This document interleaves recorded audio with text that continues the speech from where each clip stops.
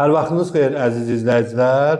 Can həkimi verilişinin bu dəfəki buraxılışında Sumqayıt Tibb Mərkəzinin tabeliyində fəaliyyət göstərən 2 nömrəli şəhər xəstəxanasının fəaliyyətindən danışacağıq.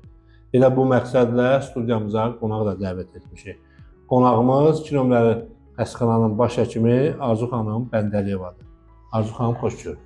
Xoş gördük Rəmin. Təşəkkür edirəm dəvətiniz üçün. 2 nömrəli xəstəxana nə vaxtdan fəaliyyət göstərir və hansı xidmətləri var? Mən İki saylı şəhər xəstəxanası 90-cı illərin əvvəllərindən əslində fəaliyyətə başlamışdır və uzun illər istismar olunduqdan sonra yararsız vəziyyətə düşmüşdür. Bilirsiniz ki, 21 noyabr 2019-cu il cənab prezident İlham Əliyevin sərəncamı ilə xəstəxananın sökülərək yenidən tikilməsi və tam müasir avadanlıqlarla təchiz olunması sərəncamı verilmişdir və xəstəxana uzun müddət təmir olunduqdan sonra 23 oktyabr 2023-cü ildə şəxsən cənab prezident İlham Əliyevin iştirakı ilə açılıb və əhalinin xidmətinə verilmişdir.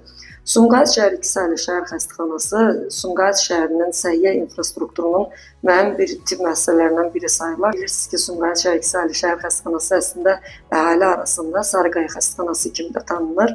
Yeni təmirdən çıxmış xəstəxanamız 6 hektar ərazidə yerləşir. 14 tikili, bunun biri əsas 5 mərtəbəli bina olmaqla 13 yarım tikilidən ibarətdir.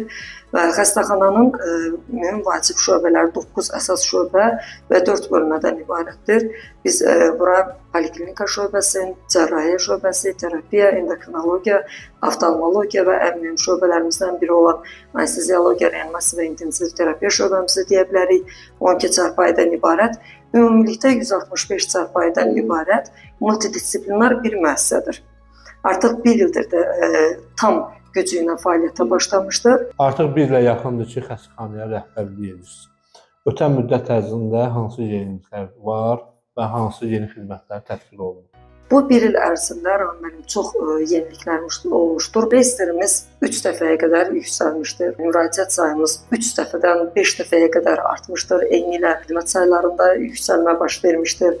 Biokimyəvi, immunokimyəvi, bakterioloji laboratoriyamız 4-cü səviyyə laboratoriyaya yaradılmışdır ki, bunun da sayəsində bizim müraciət sayımız həddindən artıq yüksəlməkdə davam edir. İlk dəfə olaraq Sumqayıt Tibb Mərkəzi tabeli müəssisələrdən İki saylı şəhər xəstəxanasının nəzdində elektron növbə sistemi yaradılmışdır. Yüksək sterilliyə malik avadanlıqla təchiz olunmuş mərkəzi sterilizasiyanı mən misal göstərə bilərəm ki, hansı ki, bu qurulmuş yüksək sterilliyə malik müasir avadanlığımız inkişaf etmiş ölkələrdən heç də geri qalmır iş həcminə və sterilliyinə görə.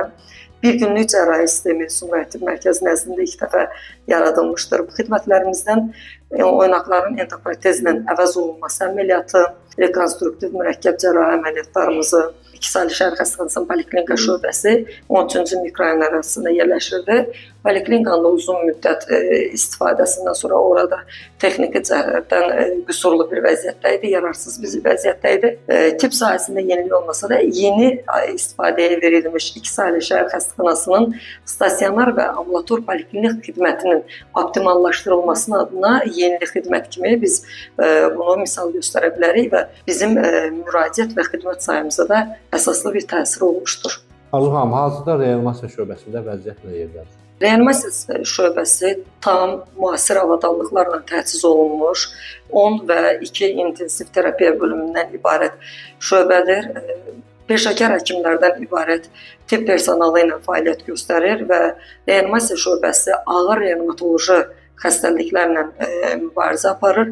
Demək olar ki, regional fəaliyyət göstəririk. Bizim reanimasiya şöbəsinə nəinki Sumqayıt şəhər ərazisində reanimasyon xidmətə ehtiyacı olan xəstələrə, hətta regionlardan onlarla mən ötən ildə deyə bilərəm ki, bizə özünə təxliyələr olmuşdur. Maraqlıdır, ay ərzində, həmçinin gün ərzində vətəndaşlara nə qədər xidmət göstərilir? Vətəndaşlar daha çox hansı xidmətlər üzrə müraciət edir? Poliklinik şöbənin də xəstəxanaya köçürülməsindən sonra təbii ki, müraciət sayında biraz daha da artım müşahidə olmuşdur.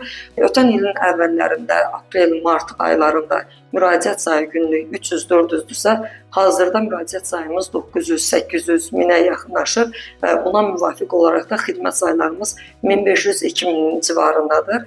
Eyni ilə də laborator xidmətlərimizdə 300-500 müayinədən 3000-5000-ə qədər aylıq müraciət sayımız olur və müayinə sayına baxsaq 15 minə qədər laborator müayinələrimiz olur. Ən çox müraciət ambulator poliklinik xidmətədir. Burada yəni imtiyazlı xəstələrdir, digər ixtisaslı yardım həkimlərinə müraciət saylarıdır.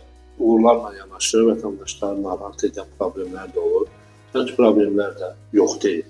Hansı problemlərlə qarşılaşırsınız fəaliyyətinizdə? Xidmətlər zərfində dəyişiklik olaraq xidmət sayımız 3315-ə qədər artırılmışdır və bunun sayəsində digər dövlət tibb müəssisələri olduğu kimi bizim müəssisəmizdə də səhər saatlarında təbii ki, əhalinin sıx müraciətləri olur və müraciət sayı sıx olan saatlarda təbii ki, bir növbə problemi yaranır. Lakin biz bunun qarşısını dediyim kimi elektron növbə sisteminin yaradılması ilə alırıq. Koordinatorlarımızın sayəsində müraciət edən vətəndaşlarımızın uyğun ixtisaslı həkim kabinetlərinə, yardımlarına müraciətini köməkli göstəririk.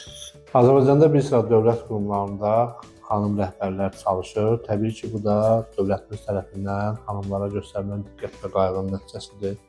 Xanım rəhbər olaraq, baş həkim olaraq böyük bir kollektivə rəhbərlik etmək sizə ağırdır, yoxsa necə? Mən bu çox maraqlı sualdır. Təşəkkür edirəm sualınıza görə. Xanım olaraq rəhbər vəzifədə işləmək əlbəttə ki, həm fiziki, həm emosional olaraq bir gərginliyə səbəb ola bilər.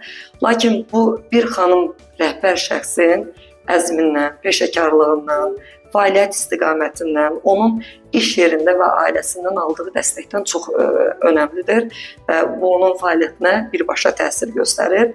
Xanımların rəhbər vəzifələrdə çalışmağı onların həm təhsil səviyyələrindən asılı olmağından yanaşı, bu dövlətdə gender bərabərliyinin olmağı və xanımlara verilən dəyərin üstünlüyünün göstəricisidir. Sumqayıt Tibb Mərkəzi tabeliyində fəaliyyət göstərən müəssisələrin baş həkimləri arasında ən gənc baş həkimsiniz. Bu da sizə göstərilən bir etimadın nəticəsidir. Əlbəttə ki, bu həm şəhər rəhbərliyimizin, həm təbib rəhbərliyinin gender bərabərliyinə və gənc kadrların kadr siyasətinin aparılmasının bir göstəricisidir, müsbət dinamikasının bir göstəricisidir. Tibbi personalın peşəkarlığının artırılması istiqamətində hansı tədbirlər həyata keçirilir? Davamlı tibbi təhsilə üstünlük veririk.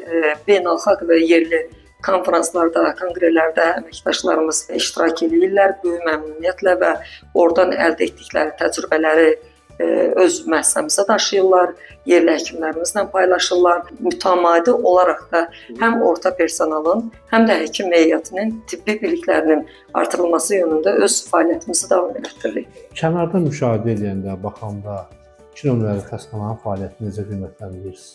Ümumiyyətlə müəssisələrin effektivliyinin qiymətləndirilməsinin müəyyən bir meyarları vardır, beynəlxalq bir standartları vardır. Hər hansısa bir müəssisənin effektiv nəticəsinin qiymətləndirməsinə baxsaq, biz burada vətəndaş məmnunluğu, tibbi xidmətin keyfiyyətinin, kadr potensialı, tibbi heyətin peşəkarlığı və təcrübəsi, müəssisənin təchizatı, infrastrukturu, müəssisənin və pasientin təhlükəsizliyi, obyektin təhlükəsizliyi, müəssisənin daxili infeksiya nəzarəti, İPin kontrolu, informasiya təhlükəsizliyi, pasientin informasiya təhlükəsizliyi, pasientə verilən informasiyaların dolğunluğu, vaxtında çatdırılması, qeydiyyat prosesindən tutmuş, müalicə və cərrahi xidmətlərin müdaxiləsinə qədər prosesin hansı saatlarda qısa və ya da uzun müddətdə aparılması bu müəssisənin keyfiyyət standartlarına daxildir. Vətəndaş məmnuniyyətini necə dəyərləndirə bilərik? Biz xəstə və xəstə yaxınlarının rəylərindən bu məlumatları əldə edə bilərik. Müəssisəmizdə də hər şöbədə olduğu kimi həm də giriş qapıdan tutmuş şöbələrə qədər təklif və müraciətlər qutusu asmışıq. Şöbələrdə təkliflər və müraciətlər jurnalı vardır. Mütəmadi olaraq biz həmin qutuları, jurnalları yoxlayırıq. Orada bizə müraciət edən pasientlərin aldıqları xidmətdən geri dönüşlərə baxırıq. Təbii ki, şikayətlər də var, amma faiz etibarilə müraciət etmiş vətəndaşların aldığı xidmətlərdə məmnunluq faizi yüksəkdirsə, müəssisənin infrastrukturunda ən müasir avadanlıqlarla təchiz olunubsa, məsələn, bura mən cərrahi xidmətlərdən danışmaq istəyirəm ki, hansı ki, cərrahi xidmətlərimizdə ən müasir endoskopik cərrahi avadanlıqlarla təchiz olunmuşdur. Əməliyyat blokumuz tam təchizatlı müasir avadanlıqlarla təchiz olunub ki, bu da bizə imkan verir ki, əməliyyat müddətlərinin qısaldılmasına və əməliyyat olunmuş vətəndaşların reanimasiya blokuna yox, ayıltma blokuna və oradan da 2 saatdan sonra klinik şöbəyə qayıtması bu keyfiyyət standartlarından biridir.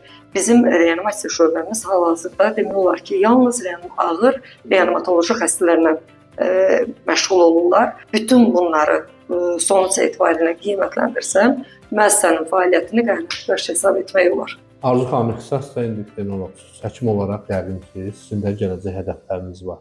Gələcək hədəfləriniz nədən ibarətdir? Həm həkim endokrinoloq kimi, həm də müəssisə rəhbəri kimi ən böyük prioritet məsələm indiki olduğumuz durumun ən yaxşı versiyasını yaratmaq və daim üzərimizdə çalışmaq, tibbi təhsilimizi artırmaq və davamlı olaraq yaxşıya doğru getməkdir. Tribunamızdan istifadə edib, yəqin ki, baş həkim olaraq vətəndaşlara bir müraciətiniz var. Vətəndaşlara nə demək istəyirsiniz?